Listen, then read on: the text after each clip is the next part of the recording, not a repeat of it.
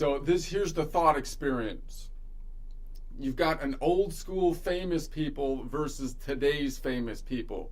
Let's take Eddie Murphy, for example. Eddie Murphy, example of the old school famous person. And it's like back in the day, his stand-up comedy would get anybody canceled today. And I mean instant cancel, no appeal, straight to the social media gallows. You know, even if you factor in like all the DEI checkboxes in the world, he's still going to get canceled, right? I mean, he even made fun of himself for people thinking his act was just him standing on stage swearing at the audience, which wasn't entirely wrong. That's basically what the show was. He goes up and he swears at the audience. I mean, there's some jokes in there, but it's basically half swearing, you know.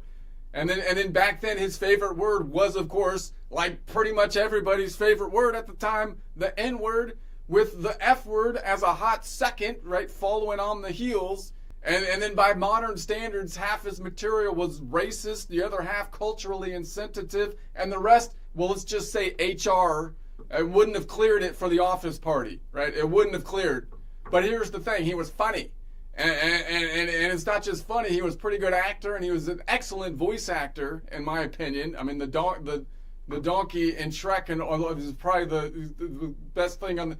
Anyway, or tons of movies, right? Not just...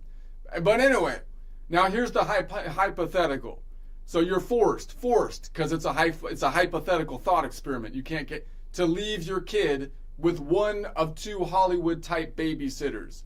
All right? I know it's not a good place to be, but let's play along, because here's the choice number one.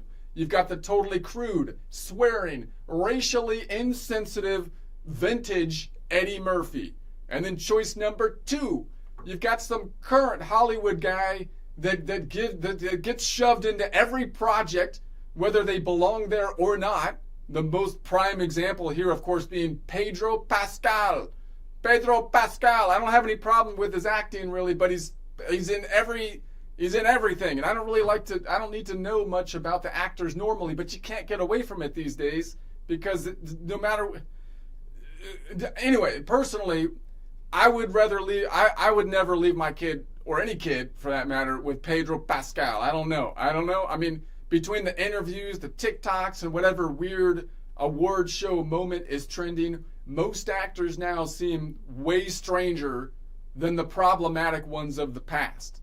You know, the problematic ones of the past were crude, yes, but they seem way like creepier now. Is it just? I mean, I'm not saying the celebrities back then were wholesome role models. I'm just saying maybe we haven't improved as much as the woke warriors think. You know, it seems like, and honestly, I wouldn't trust any Hollywood type with a kid, right? Well, maybe except that Sydney Sweeney. They seem super sweet. I mean, she seems really nice.